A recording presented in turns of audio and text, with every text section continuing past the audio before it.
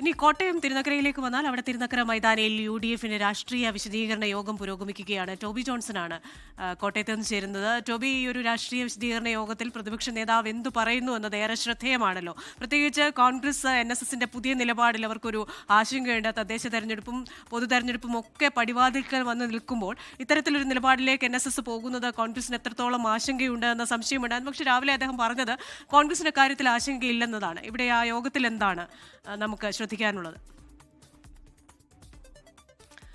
കോട്ടയത്ത് തിരുനക്കര മൈതാനിയിൽ UDF-ന്റെ രാഷ്ട്രീയ വിശദീകരണ യോഗം ഇപ്പോൾ പുരോഗമിക്കുകയാണ്. പ്രതിപക്ഷ നേതാവ് VD സതീശൻ എന്തായിരിക്കും പറയുക ഈ യോഗത്തിൽ എന്നത് ഏറെ ശ്രദ്ധേയമാണ്. അദ്ദേഹം മുൻപ് പറഞ്ഞിരുന്നത് ഇത്തരത്തിൽ NSSന്റെ ഒരു നിലപാടിൽ അവർ പറയുന്നത് അത് ശരിദൂരമാണ്, ആ നിലപാടിൽ കോൺഗ്രസിന് ആശങ്കയില്ലെന്നാണ്. ടോബി ജോൺസൺ ആണ് കോട്ടയത്ത് നിന്ന് ചേരുന്നത്. Toby, good evening. അവിടെ എന്താണ് നടക്കുന്നത്? അതായത് ഏത് തരത്തിലുള്ള ഒരു നിലപാടാണ് ഇപ്പോൾ കോൺഗ്രസ് വ്യക്തമാക്കുന്നത്?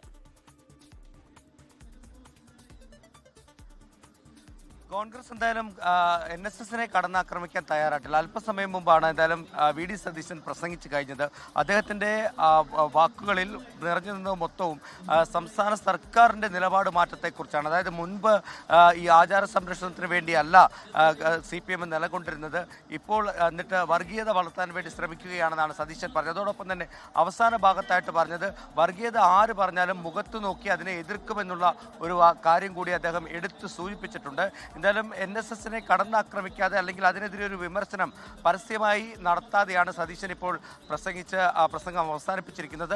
അടൂർ പ്രകാശ് ഇപ്പോൾ സംസാരിച്ച് തുടങ്ങിയിട്ടുണ്ട്. എന്തായാലും NSSനെതിരെയുള്ള ആക്രമണമല്ല, അതിനപ്പുറത്തേക്ക് CPM-നെതിരെയും അതുപോലെ തന്നെ LDF സർക്കാരിനെതിരെയും അവർ സ്വീകരിക്കുന്ന നിലപാടുകൾ നമുക്കറിയാവുന്നതുപോലെ തന്നെ ഈ വിഷയത്തിൽ അയ്യപ്പ സംഗമമൊക്കെ നടത്തിയതിൻ്റെ ഒരു വസ്തുത അല്ലെങ്കിൽ അത് ശരിയല്ല, അത് പരാജയമായിരുന്നു, ഇപ്പോൾ നടത്തുന്നത് വോട്ടിന് വേണ്ടിയാണെന്നുള്ള കാര്യങ്ങൾ ജനങ്ങളിലേക്ക് എത്തിക്കാനുള്ളൊരു ശ്രമമാണ് UDF നടത്തിക്കൊണ്ടിരിക്കുന്നത്. ശ്രീ ടോബി ജോൺസണാണ് കോൺഗ്രസിന്റെ ഒരു പ്രതികരണവുമായി കോട്ടയത്ത് നിന്ന് ചേർന്നത്. ലോകത്തെവിടെയായാലും ഏത് സമയത്തും 24 വാർത്തകളും ഓഗ്മെന്റഡ് റിയാലിറ്റി പാക്കേജുകളും എക്സ്പ്ലെയിനറുകളും വിശദമായി കാണാൻ ഞങ്ങളുടെ YouTube ചാനൽ നിങ്ങൾക്ക് സബ്സ്ക്രൈബ് ചെയ്യാം.